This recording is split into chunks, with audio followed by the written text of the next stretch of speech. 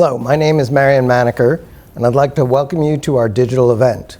Today we'll be having a conversation with Sotheby's newish CEO, Charlie Stewart. Before we start, please note that this is a digital event being recorded and will be available for playback. Following my conversation with Charlie, we will have a brief Q&A session.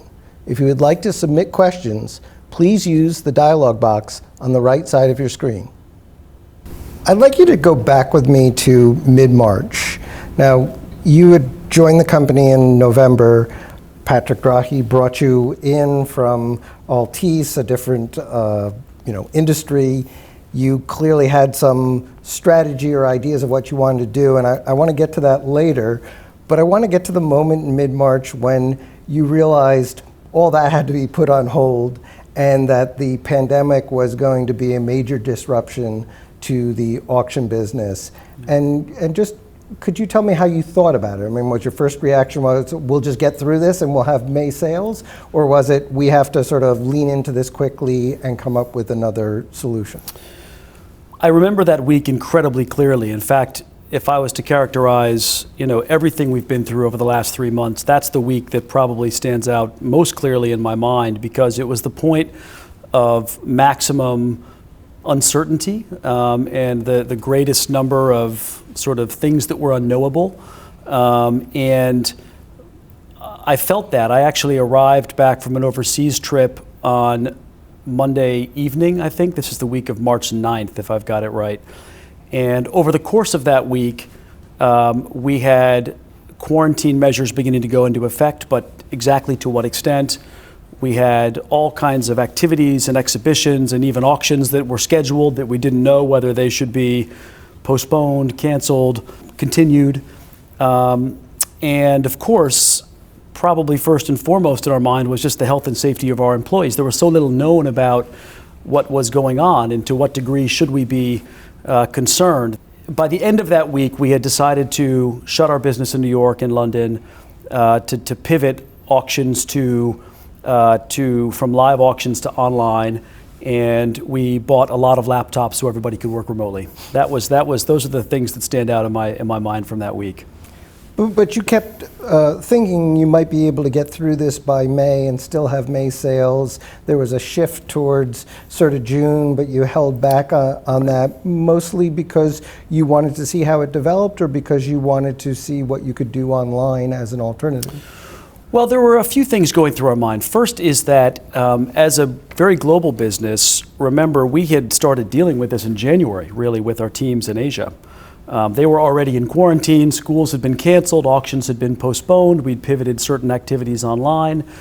And so we had a little bit of a roadmap as to how things might then play out in Europe and in the US as the pandemic increased in these regions.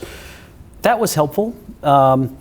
So I think we knew that we could operate remotely with some degree of success. I think we knew that we could pivot certain live auctions online. I think, and that's a very general statement that's true for everybody, that could have prepared you for what we have in fact been through over the last few months. But indeed, the very first concern was just about the health and safety of everybody.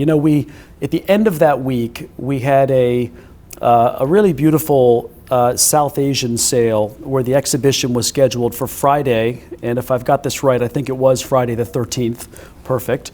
And the building was closing. The auction was scheduled for Monday morning. A number of people had traveled in for it, were in New York, and we caucused with the team who was putting on the sale. They really wanted to continue with the sale.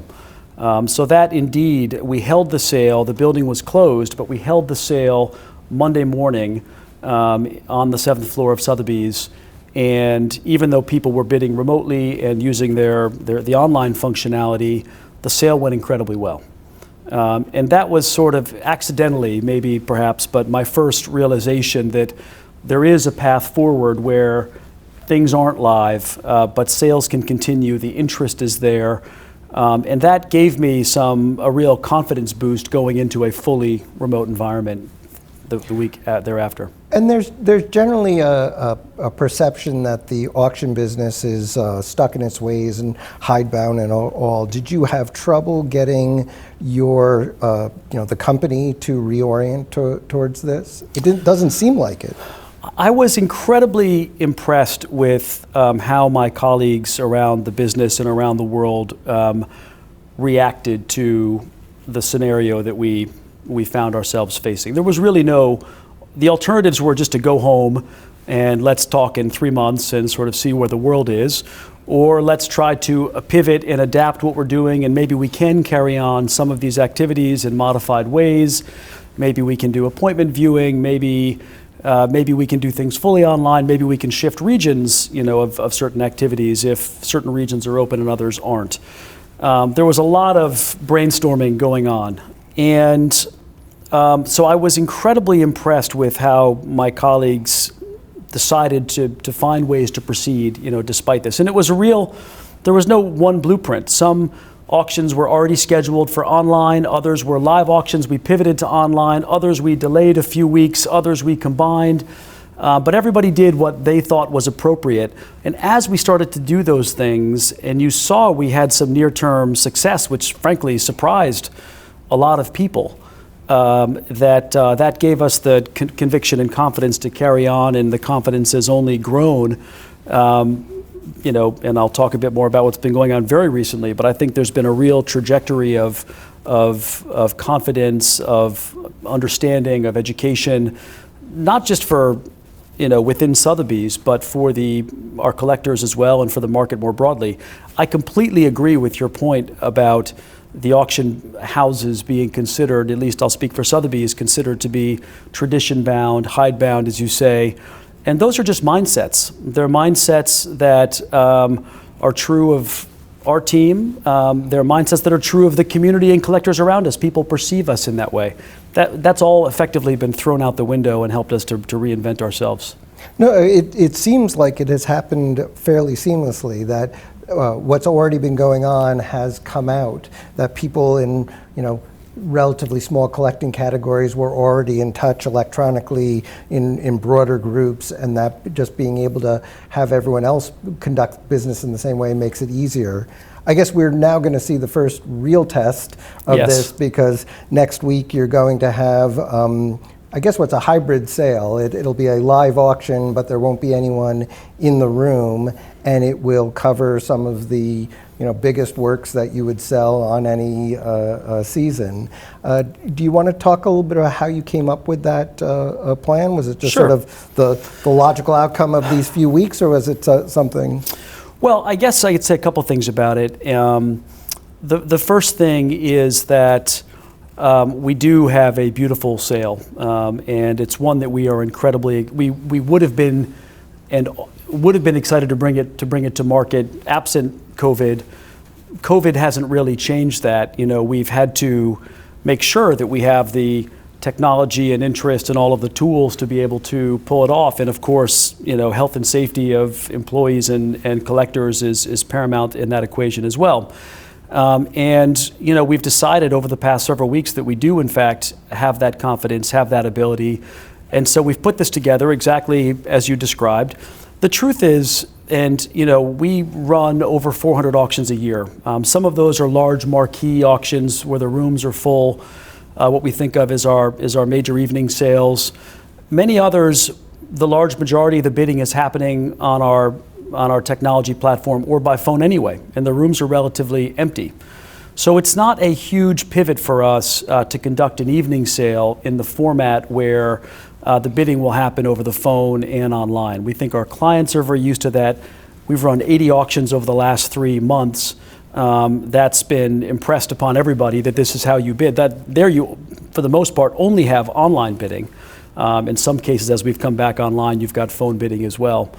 So this is something that we've evolved towards this, and we're very confident that the quality of the material speaks for itself. I hope you either have seen or will come see it. It's viewable by appointment, and we'll see how it goes.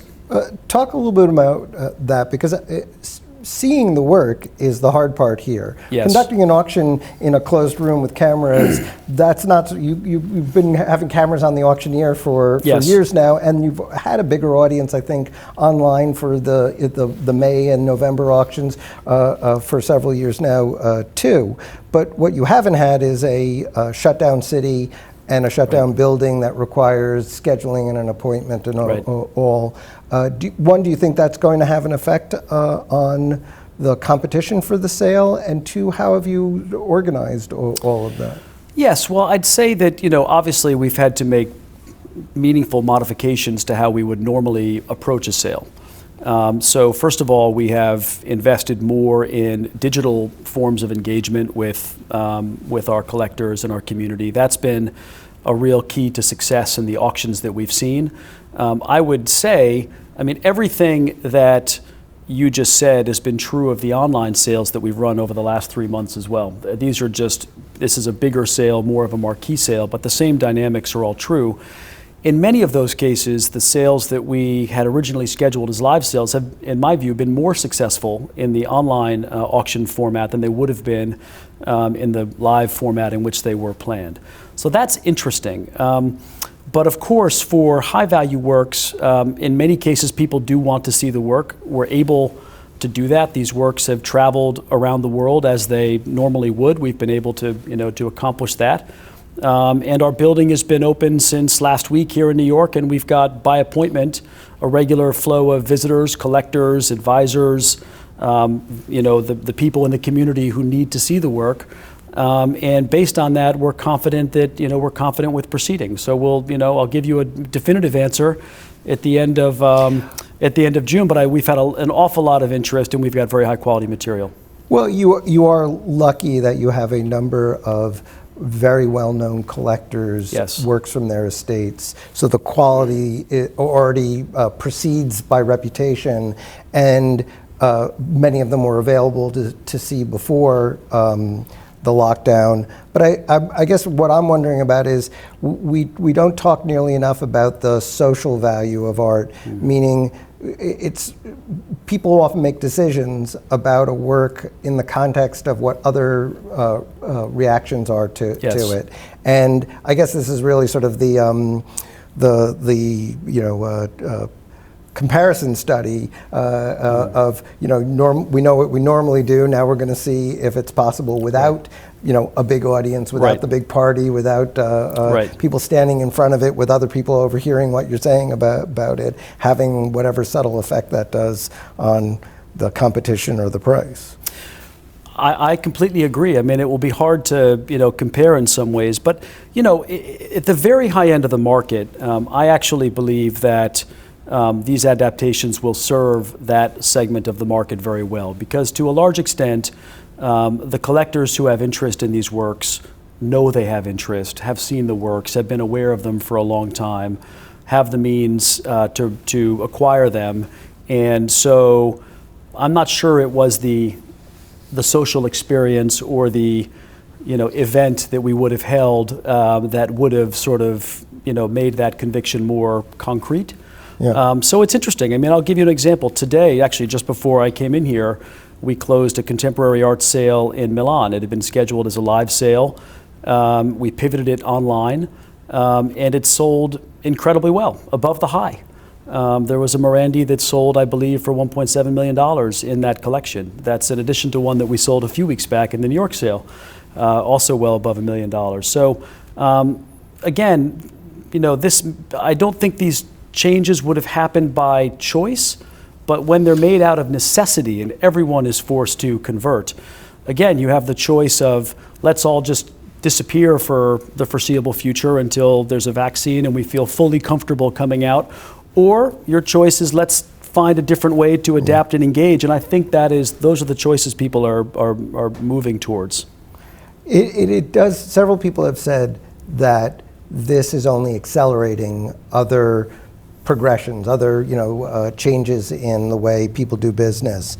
And it certainly seems like people complained for so long that the art world was somehow opposed to technology or wouldn't do it. And I think what this is all revealing is it isn't, and the technology's just been used in subtle ways. I mean, Right. people have been emailing JPEGs of works around for a long time. A lot of the work gets done on telephones and via email of talking to consigners and bidders and getting to where that moment in the room happens, but that all happens electronically behind the scenes. I do think there sort of seem to be two different trends that come out of this. One is selling online seems to move towards smaller, more focused sales. So instead of having, 1,000 lots in May and another Right. 1,000 in November, you do sales that are, you did one, I think, in Hong Kong that was 5 lots, but Right. either and a couple that are individual lots. That was a special one. Well, but it worked well, right? Yes, I mean, it did. and I'm assuming if it worked well, someone said, "Hey, let's try that again. What else can we do with a group of lots?" If I project that forward, I wonder where we get to the point where, if we're not worried about London, New York, Hong Kong, and that Yes. schedule, do we get to some sort of continuous trading in art? Where instead of having to bring it all together, there's a auction most weeks, except for say August and over the Right. holidays kind of thing. Is there enough information for you to even begin to start thinking that way? I think there are some of those trends are happening anyway outside of COVID. For example, as you look at where auctions take place, in a world where people can bid online or by phone and you don't need to be in the auction room, does it really matter that the auction is happening in Geneva, Milan, Hong Kong, Paris, London, New York? You can bid on it from anywhere. The only issue then becomes probably your post-sale experience, which, depending on the work, is your shipping, insurance, and maybe there's a tax implication, perhaps. But those become the gating factors, which really aren't gating factors if you think about it. No one, when you buy something in another online, experience, no one says, well, where is it, where's the sale, originating? I mean, you might notice it if it was something overseas and you thought it was going to take 8 weeks to arrive and you wanted it in 2 days. But for the most part, that just becomes part of the e-commerce, context. I think the same may happen as well. If you can start bidding in lots in your own currency, no matter where the auction is happening, does that start to change the way you think as well? So I think there is, to some extent, we are going in that direction anyway. It's a very global marketplace, as we all know. Regional events and auctions will probably be more about certain tastes and preferences. But even our marquee auctions now are very global events. Most of the bidding at the auction happens in New York. Well, in this case, our auctioneer will be in London, but the auction will be in New York, and most of the bidding, if I had to guess, will be, the U.S. will be very large, but the majority of it will be from outside the U.S. So is that a New York auction? I'm not sure. No, and that's been the nature of the art market for some time. That's why I talk about the Yes. accelerating. It not so much accelerating, it just pulls out something that's already been latent there. We just haven't been able to see it because Right. you can't tell on a telephone except by maybe guessing the language the specialist speaks. Right. Who might be on the other end of it. The auction part, in some ways, seems to have been the easy part. Getting the work in front of people Yes. is the hard, both logistically, but also I would think, again, if we move to some sort of almost continuous trading, it changes the nature of the footprint of your company, right? Where you show work and how Yes. you organize that kind of windowing of, right now the catalogs come out about 2 weeks to 10 days before the sale. There's a mad rush of people to come in and see the work to see if they want to, suggest it to their client, advisor, friend, spouse, whoever it is. Right. That's the decision maker, and it all happens, very quickly. If you're doing it in this sort of more open or continuous way, that would change the way you'd want to reveal work to people. Does that also change sort of somewhat the structure of the company? One observation I would make is that we're talking a lot about digitization of everything right now, and it's true in all industries. It's by necessity. But one of the realizations I'm having is the more we develop those tools, the more the traditional elements of what Sotheby's is become important. And that's not, I mean, certainly innovation is something that I think is part of our culture, but if you really cut through it all, it's expertise, it's relationships, and it's trust with your collectors and consignors. Those are the true, currencies that are so fundamental to who we are and how we operate. And I think those are even more valuable in this environment, because in a world where people can't travel, in a world where collectors can't just come and pop into the office and see something, they rely more on the advice, the expertise. You really should look at this. Oh, the condition, yes, I know your collection, and this price market is the one I think you're missing. Let's have you can help clients engage in a way that I think is even more valuable right now. And that's not a function of our digital messaging, of our digital anything really. It's just good old-fashioned relationship management based on trust and a lot of expertise. So I think that will continue to be true. I do believe that our global footprint is very differentiating at the current time, because needless to say, nobody can travel. And yet the market is very global, as we just discussed. So, it used to be that any organization could simulate a global footprint by doing laps around the world, as so many do in so many industries. Now, without that happening, how do you reach clients in Asia?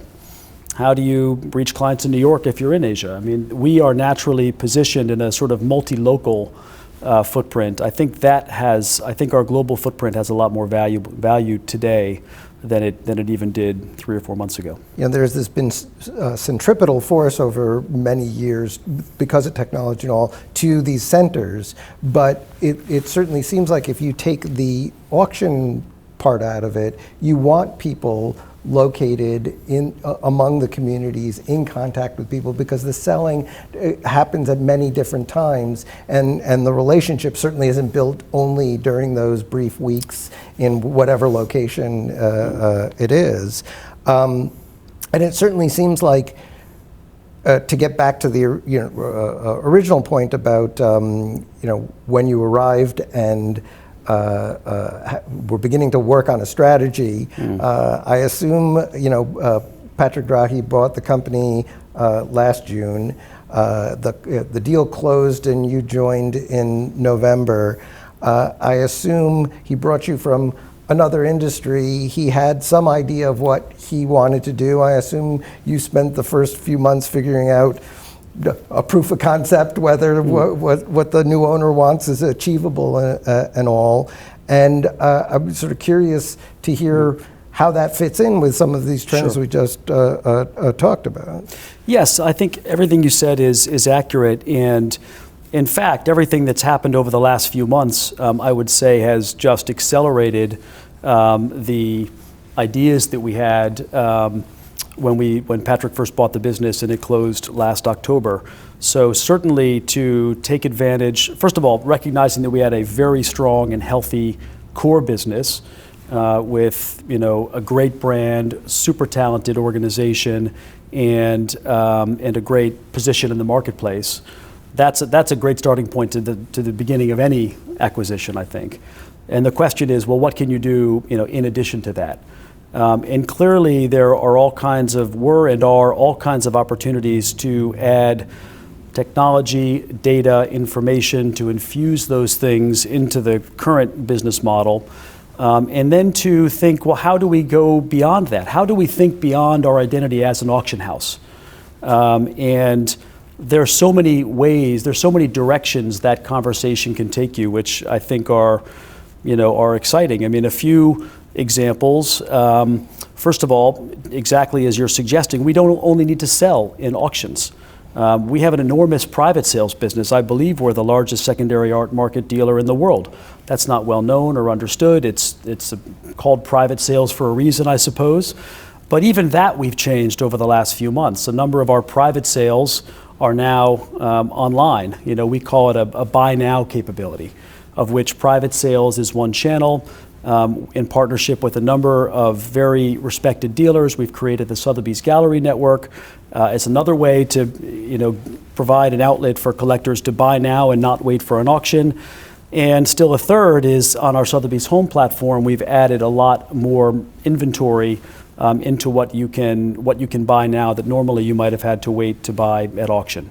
So that whole category of buy now, I think, is a big opportunity. It's where most of the art and objects actually trade in the world today, and we haven't done enough to take advantage of that. Well, one of the things you have is an extraordinary brand, and it has always seemed that figuring out how to leverage the brand has been on everyone's mind who's ever sat in your chair. I mean, this has been going back 20 or 30 years.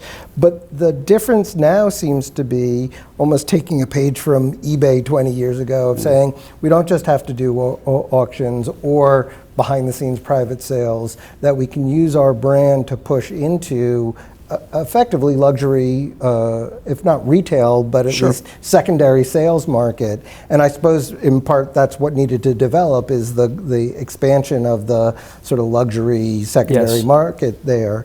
And I got the sense that one of the goals on the private sales side, on the buy now side, is to move into other categories, wine, watches, vintage, luxury goods, jewelry, and that sort of thing.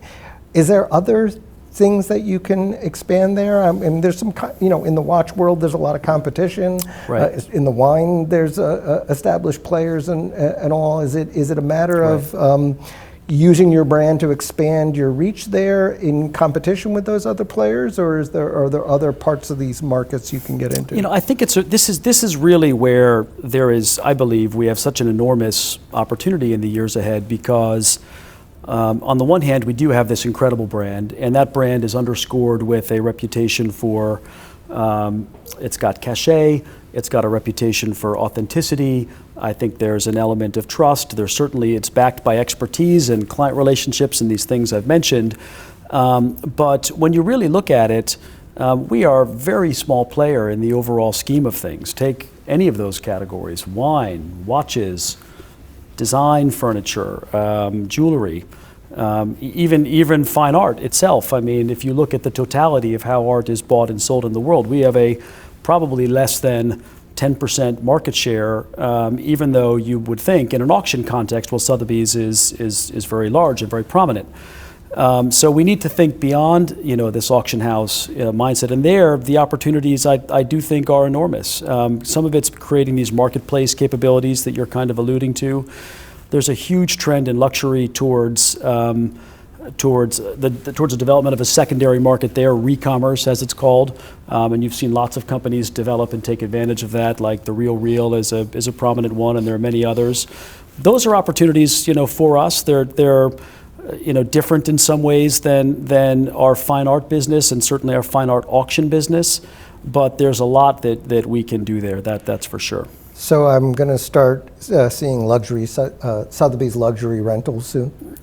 No, I don't think we're not looking to necessarily replicate or get into the fashion business like the Real Real. But I also think even just within our current market as we define it, there's a lot of opportunity. With our existing collectors, we can do much more for them, services they need, things they want. And we have all the tools to do it. We just have to put it together. You just brought up the gallery network, which one I thought was a very smart idea, offering a lifeline using your footprint to help galleries that didn't necessarily have the ability to reach an audience with this thing happening so quickly to them. Was that something sort of thrown together in response, or was something you've been planning to try and roll out and just moved up ahead? It's a good example of something that had been an idea that we had, and we were beginning to work on the roadmap, and then there's no question that the COVID situation accelerated it meaningfully, and we put it together, and it's been only some number of weeks at this point that we've had it up, but we've been very, pleased with it, and pleased not only with the engagement of our broader community with the objects that are available, but really pleased with the partnership with the dealers. And we've added additional dealers since we first started it, and we'll see where that takes us. But it does seem, our relationships with dealers is such a core part of what we do. It seems like a very natural extension of our business. It's a great example, actually, of where we see opportunity within the existing kind of defined market. This hasn't been done before. Why not? It's a good idea, and I think it can work very well. Well, that's what's so interesting about it, because you have a symbiotic relationship with dealers. I mean, there's a pendulum swing back and forth. Sure. Dealers certainly have always exchanged property through auction houses and used you to sort of as a price discovery mechanism. There's also been, the last 20 years, has been a concerted effort, starting with Alfred Taubman coming forward, to somewhat get in front of the dealers and become the Sure. retail face and use your large footprint to bring more people together. And now it feels like almost you're coming back the other way and saying, we've got this wingspan, but we need to develop more of a relationship with the people who Yes. fit within that. And generally, it almost feels like there was a lot of suspicion and antagonism with dealers, I'd say more 8 or 10 years ago, and that we've sort of come back to a place where Sure. everyone kind of is figuring out where in this ecosystem they can get their own value, I guess, is Yes. a way of putting it. So Yeah. the dealers themselves have been happy with this? Or this It's very early days, but I think the short answer is yes, and the evidence is that we've had a number of requests to come onto the platform. It just felt very natural to us. This was not a question of sort of changing a way we think or anything. It just seemed like a moment when we could do this. It was something that was responsive to the market.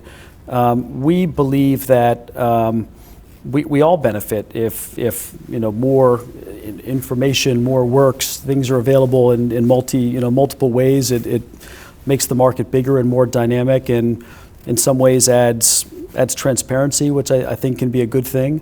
So it just felt like a very natural thing to do, and we will evolve it, develop it as the world hopefully begins to reemerge.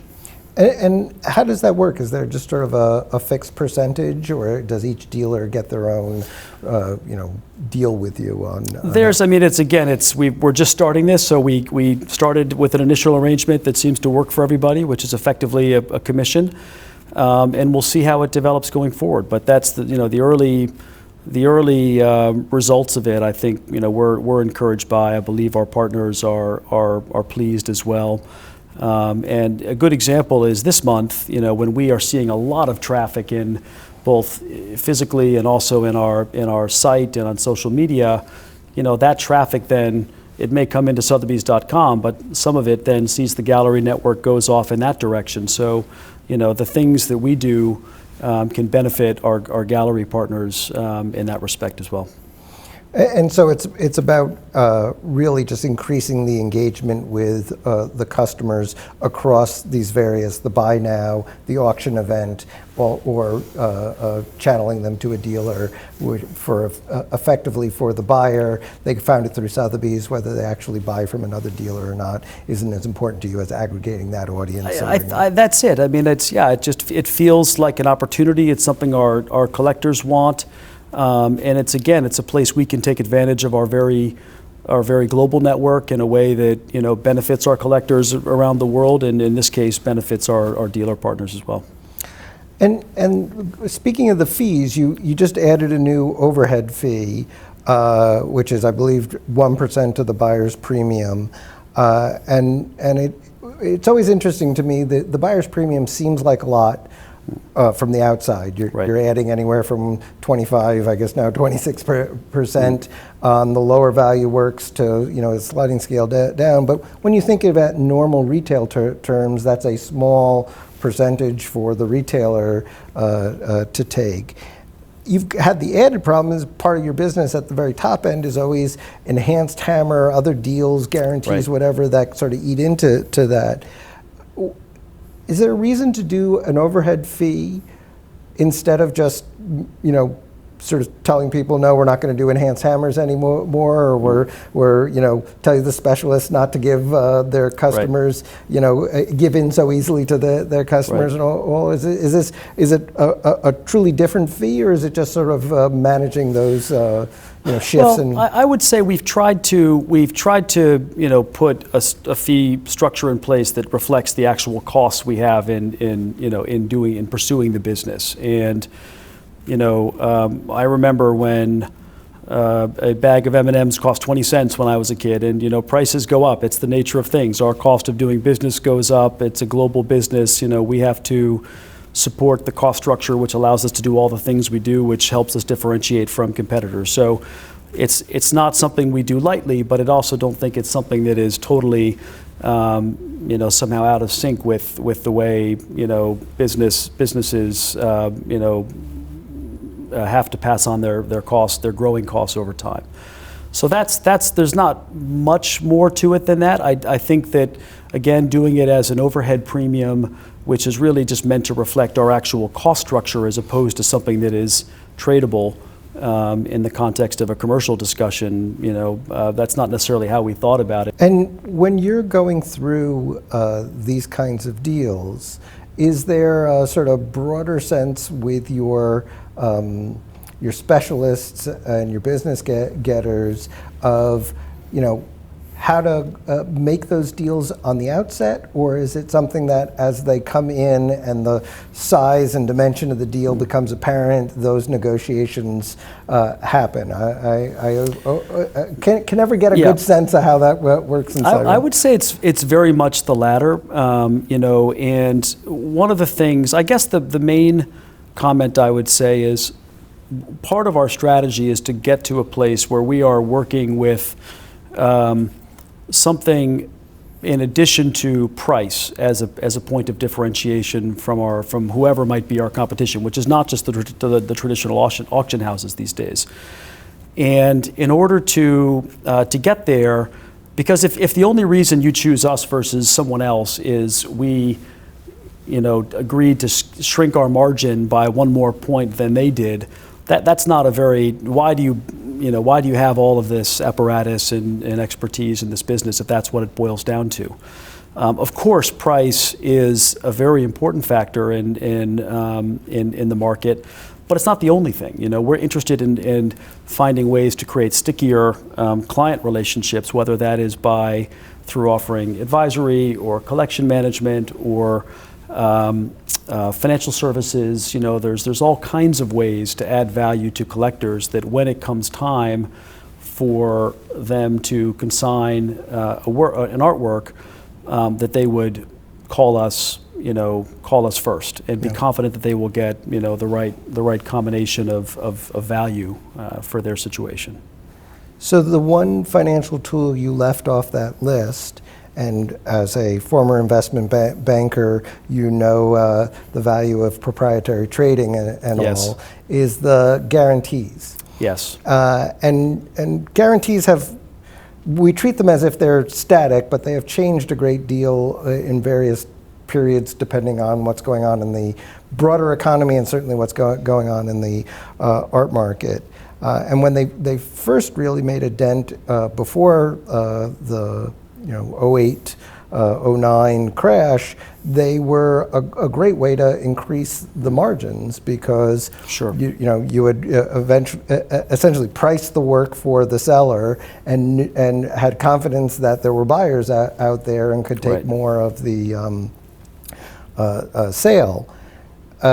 In the time since that, it's been much more about just bringing works to market and crossing with third-party guarantees. I noticed in your disclosure earlier in the year that at the end of the year you had about 160 million in uncovered guarantees. Mm-hmm. And I know, and I presume that's because there were a couple of big estates, and Sure. that often is the case where leading up to the sales, you will then cover them. But I also got the sense that maybe you guys are interested in not covering them, or at least I thought I would ask. Do you have a different approach to the guarantees? Are you willing to use your balance sheet more to be involved in the market? I think the answer to that last question is definitely yes. This is, there's been a lot of speculation about why Sotheby's is better off as a private company. I'm not sure that it makes that big a difference, if I'm really honest. But one place that it does make a difference is we're not thinking about our quarterly, earnings results. I think there was a real mindset of we have to be as pure an agency business as possible. So that meant if you have to offer a guarantee, you then have to find a way to offset it, to match it, so that you're in a pure agency basis, because nobody wants to go through discussing that with investors at the end of the quarter in a public company context.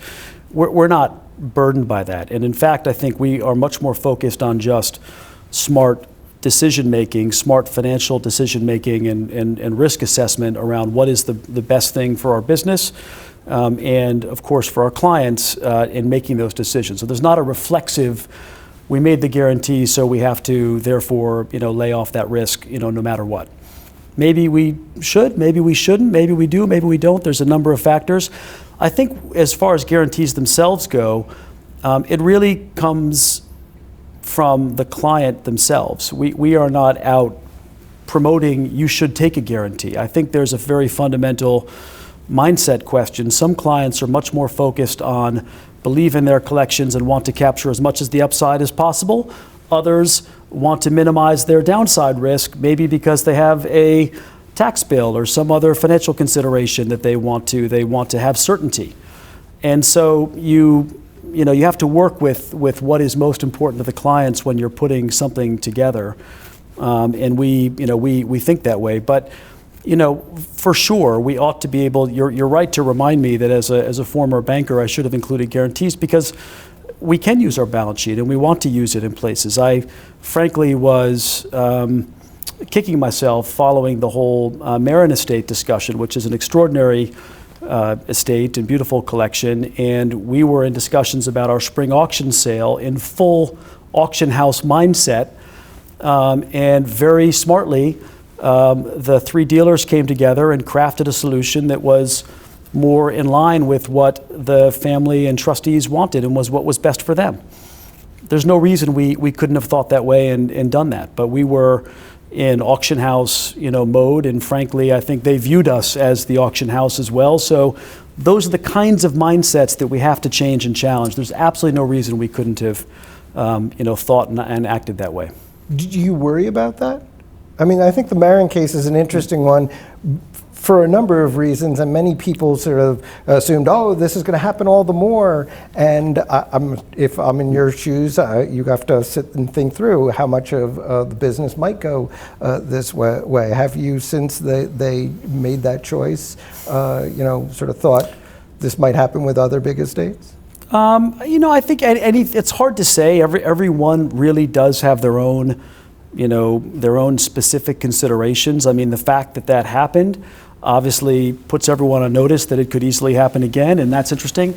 Honestly, I think that is much more of, that was a wake-up call and a sort of call to action around what I see as a pretty big opportunity for us, as opposed to just purely a competitive threat that we have to respond to. An opportunity because you could do something similar, guarantee it, and then do it through private sales and not necessarily bring it to auction. Absolutely.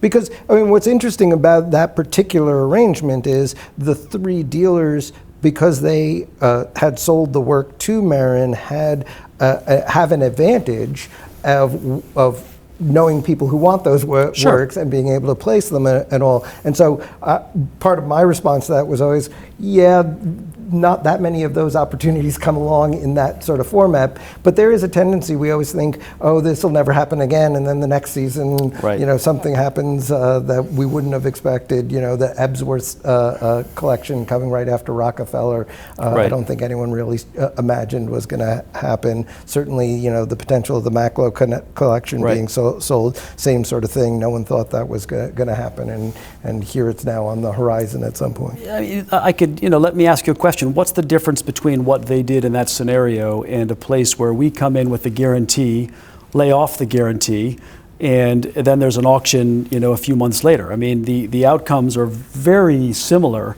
and there's no reason we couldn't have just avoided all of that stuff and cut to the chase, which is what the dealers did and what was best for the estate.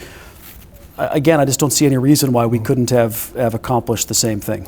Well, and in a different world where we're not structured around these big auction seasons, you could guarantee it, place some works in private sales and others in various smaller sales, appropriate to their time, and maybe maximize in a different way. That's exactly right. So you have a different kind of a range of options to choose from, and every piece in the collection doesn't have to be sold the same way, to your point. By the way, I don't want to make it sound like I'm trying to somehow move away from auctions, because I actually think that the value and appeal of auctions is even higher right now than I think it might be normally. The auctions this summer, not just ours, but of the competition, I think will be a real barometer for the market, and are incredibly important for the market, and hopefully will be very successful, and that benefits everybody in this. So, and collectors like to buy things at auction still, and that has real value. Consigners like to sell things at auction where they have a lot of confidence in what they're bringing. There's a degree of transparency and there's a reason it's been so successful for 300 years. I don't think that's going to change at all. Well, that's why the continuous trading, the potential of that, and I'm hitting that pretty hard here. The only reason I'm going on about it is that would give more regular price information to the market, and the broader market, the private deals and all, thrive on that kind of price information. Sure. And rather than waiting for it to happen in these periodic bursts and then having all prices sort of structured for 6 months afterwards off of that on things that might not be the appropriate works, many more things selling at different times, and also allowing people to focus on these 70, 80, sometimes 90 lot sales. Yes. A lot slips by. I mean, it's hard to pay attention for that many lots. You're right. You're right. I mean, I think that we will see, to some extent, we are focused on what the live auctions of the future will look like and what those events will look like. And I think that there's an analogy with sort of couture runway shows and then ready to wear, where there's a steady flow of material that's coming through your online auctions, and then they are punctuated by these really high-profile marquee events, which might feel more like they did in the 1958 Goldschmidt sale than they do in the 2019 pre-COVID live auction room as well. So we'll see how we can reinvent the live auction experiences in that respect as well. So one last question before we go to some of the viewers' questions. Do you think this is the new normal? Is this whatever world we're in? And I'm assuming you can thrive in this world. Going back to that disclosure, there were all these concerns. I'm assuming if things stay like this indefinitely for 18 months and all, do you feel comfortable with that? And do you feel like you can thrive and meet your financial responsibilities as a company? Yeah, I think we're in a strong and probably enviable position right now. First of all, because we can carry on business. That's already a differentiator in today's world, and I think it's one of the reasons we've seen a high level of engagement with our clients. Because if you are passionate about your collection and investing in your collection, where else can you do that right now in a world where so many other ways you might have done it are temporarily sidelined? So that's one thing, and absolutely, I mean, we feel very comfortable with operating in this environment. Both the 85 sales we've put on up to this point, and now we're very excited about the marquee summer sales, which by any point of comparison, I think look great. And then, as we look forward, there's a lot of scenario planning going on. I don't know what world we're in right now, or certainly don't know what world we will be in 12 months from now. But I know that we probably need to plan 3 or 4 different scenarios and then be able to migrate towards one of them as the world becomes a bit clearer.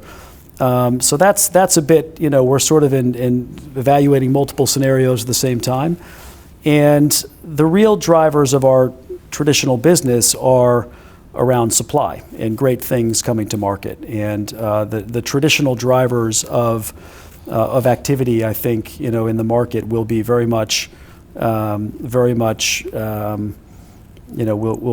be a lot of those types of drivers that create, high quality supply. Hard for me to say where prices go, but I do believe that there will be, good levels of volume going forward. And so far, we've seen relatively strong prices. I mean, we have. A week from now, we'll have the real answers. But right. You've mentioned the Mirandis. The things have been selling. You're right. We've been very pleased, and I think to some extent the prices have tracked, the financial markets, which have been incredibly buoyant, despite everything that's seemingly going on around us in in all the different dimensions. So for now, things are very healthy. We're certainly seeing much more inquiry from potential buyers than from potential sellers of things at the moment. So still. Well, thank you for answering these questions. If you'll indulge me for a second, I've got some questions from our viewers. In what ways do online auctions allow you to change the way auctions typically report results? That's an interesting question, and I don't think we have a completely clear answer on that. I do think that because you're trying to balance the value of transparency and good record keeping, which I think benefits the market, with the interests of your consignors, who aren't always excited about that degree of transparency. And so we've tried some different things to balance that. A good example would be, you referenced the lots that we had in Hong Kong, the small auction. It was a sealed bid auction. And we came up with that format because we thought it was an innovative response to the current environment where some of our consignors were nervous about bringing high-value work in an uncertain market. So we came up with a sealed bid approach where the results weren't disclosed, so that the consignors would be comfortable they weren't somehow burning themselves. And they were, it went very well. We were very pleased with it. But I do think there is that balance here. But I will also say that we're committed to a degree of transparency, because that is part of the overall value proposition of auctions. So you'll continue to see that from us going forward. Yeah, there is always a question about this idea of things failing to sell. Is that meaningful information? Sometimes when works are guaranteed, they fail to sell, they're moved to another venue, with enough time for people to forget. The estimate is maybe put at a different level, right, and they get the price they originally wanted with a different lower estimate. So it's not clear that the failure was anything more than, the marketing wasn't done right, marketing meaning the estimate. It's a good example of how, so in a world, also, most of our online auctions, they're open for somewhere between 4 and 8 days. So, that's not a 2-hour, auction window. So how do you factor that into to when you withdraw something, or did it BI, or, did you adjust the reserve at all? There's a lot of variables that, we continue to evaluate as we kind of move into this new world. In the sealed bid auction, you provided price guidance, right? There was a number that the seller was looking for. And so I presume that most of the offers would be up to that number. I suppose someone could get excited and go over it. But that's sort of the difference between private sales and auction, is you can't really go up from a number you say on a private sale, whereas in an auction you're meant to attract people and drive it up in some way. That one was interesting. We actually had 2 rounds of sealed bidding. So if you put your first round in, and if you didn't if you weren't, you got a notification that you were not winning. You had a chance to resubmit, and then the winner actually did not pay what they bid. They would pay one increment higher than the second bidder. So you won. So the winning bid was determined by the underbid. Yes. So that was one of the ways to keep the appeal, to keep the sort of value proposition of the auction in place and the psychology element of it. But that was a very fair way to do it. I think it was one of the reasons it was quite successful. Is that something else you want to do? Experiment with different sort of forms of auctions? I mean, we always think of the open outcry auction as being what an auction is, and yet there are all these, the Dutch auctions. There are all these different ways of coming up with the right sort of price and number. I think we're very open to it. It is and we should experiment with things. I don't have anything that I'm ready to sit here and announce today. But the calendar has been completely sort of thrown up in the air. The formats can change. How we combine categories or make them larger or smaller can change. I mean, there's all sorts of levers and adjustments that we can make that I think we're excited to explore. Great.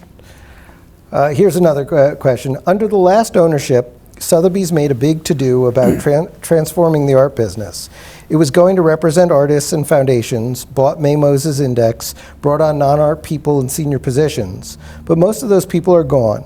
Why should we expect this next round of so-called innovation to be any different? Or maybe a nicer way to say it, auction houses have a long history of trying to innovate with virtually no success. How or why do you think you can break that cycle?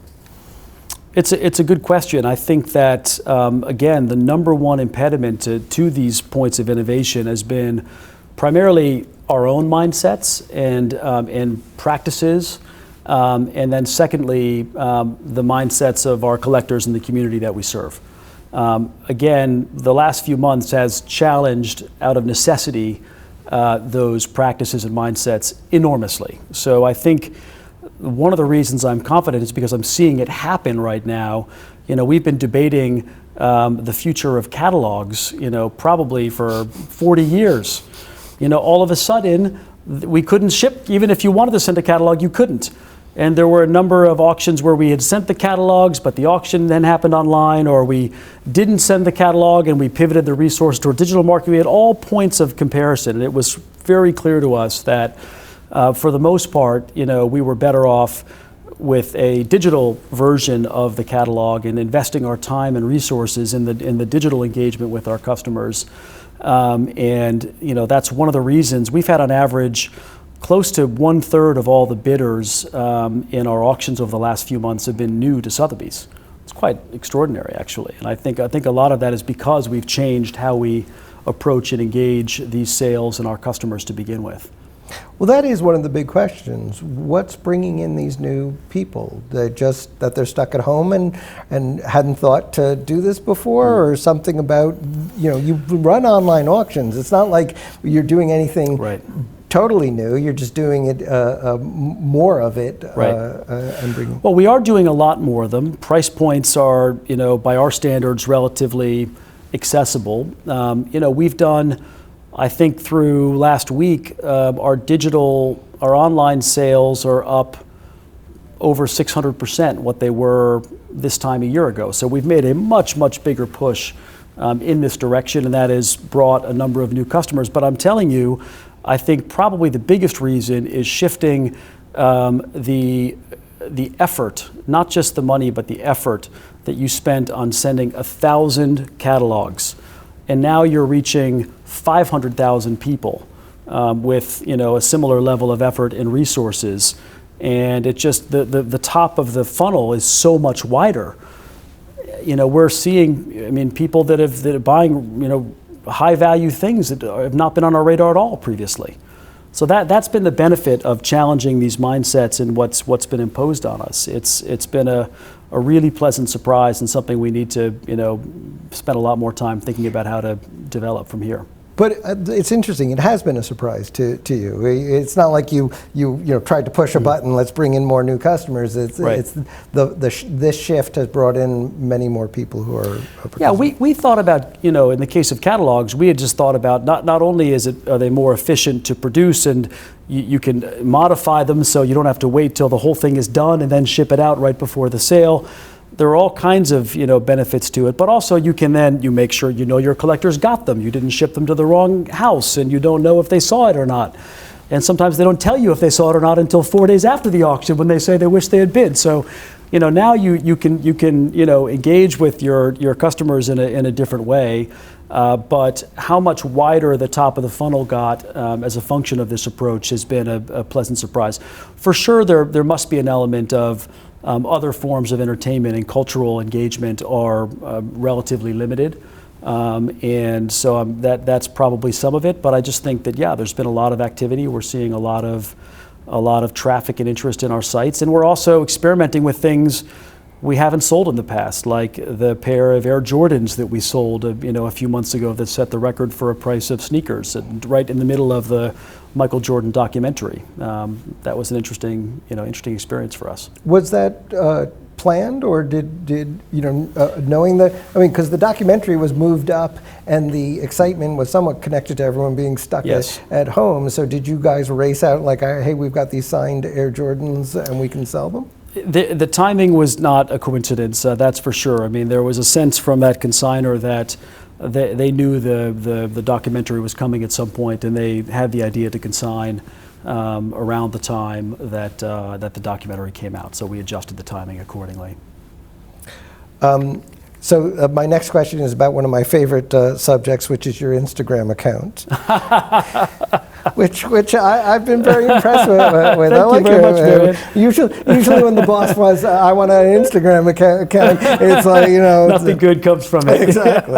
On your Instagram account, you use the hashtag Great Place to Work. But a major part of the transition to private ownership has been a restructuring of salaries and staff. How can Sotheby's be a great place to work if so many staff have left or are still leaving?